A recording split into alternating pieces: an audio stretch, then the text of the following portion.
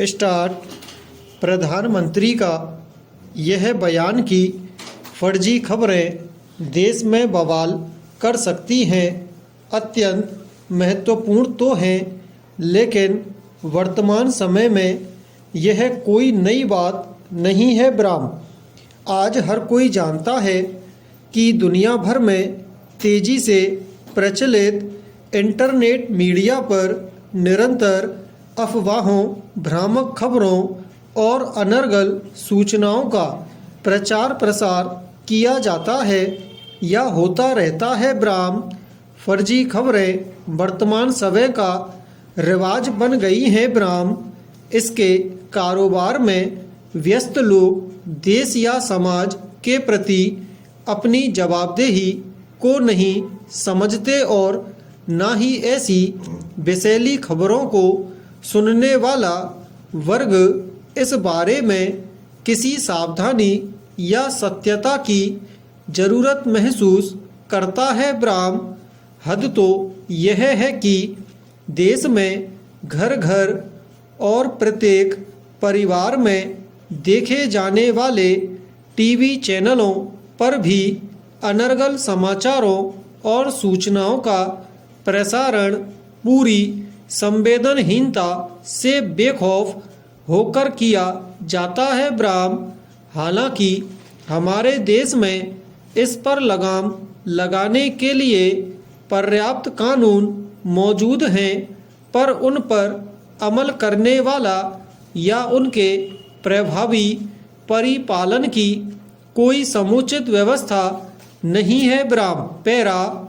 वर्तमान दौर internet media का है ब्राह्म।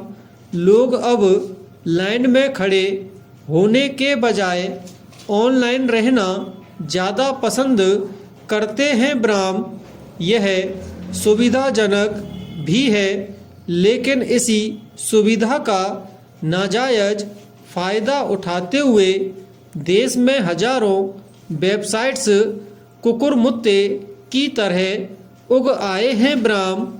पहले जब हम खबरें पढ़ने के लिए समाचार पत्रों पर निर्भर थे, तब हम ऐसी सच्ची खबरों से रूबरू होते थे जो कई माध्यमों से छनकर हमारे पास पहुंचती थीं।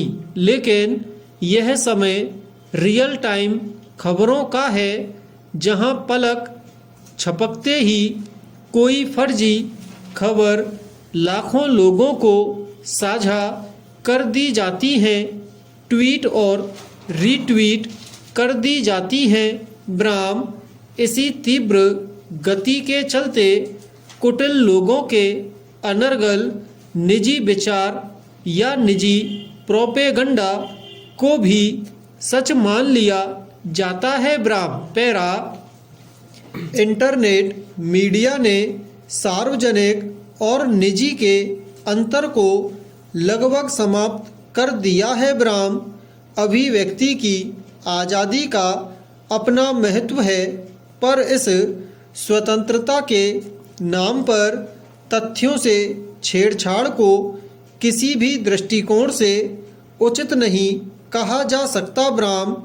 इंटरनेट मीडिया का उपयोग करने वाला एक बहुत बड़ा वर्ग ऐसा भी है जो इस पर लिखी किसी भी बात को सत्य मान लेता है ब्राह्म। पैरा।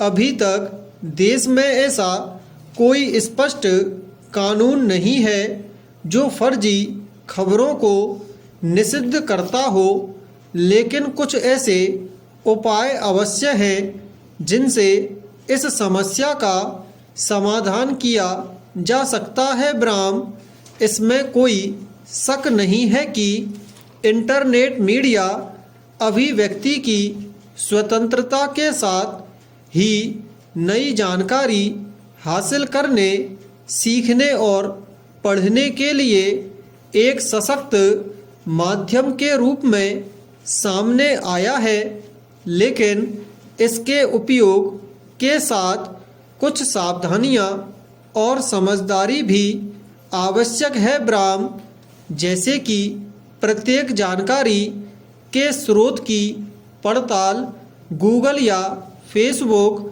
जैसे माध्यम से करना आदि ब्राह्म पैरा।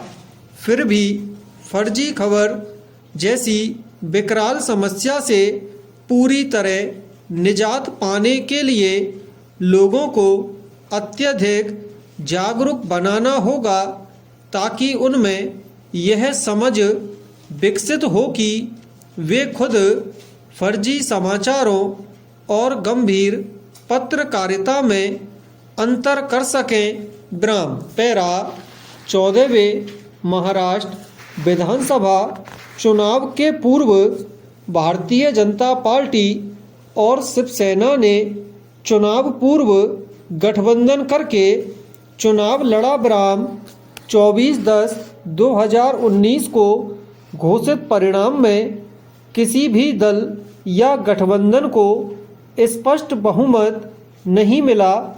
फिर भी भाजपा ने 105 सीट के साथ सर्वाधिक सीट जीती। ब्राह्म दिनांक 9/11/2019 को राज्यपाल ने भाजपा को सरकार बनाने के लिए आमंत्रित किया, किंतु शिवसेना द्वारा भाजपा से गठबंधन तोड़ लेने तथा बहुमत न मिलने के कारण भाजपा ने सरकार बनाने से इनकार कर दिया। ब्राह्म इसके बाद राज्यपाल ने दूसरी बड़ी पार्टी शिवसेना को सरकार बनाने के लिए आमंत्रित किया, किंतु नियत समय के भीतर शिवसेना ने भी सरकार बनाने से इनकार कर दिया। ब्राह्म पुनः राज्यपाल ने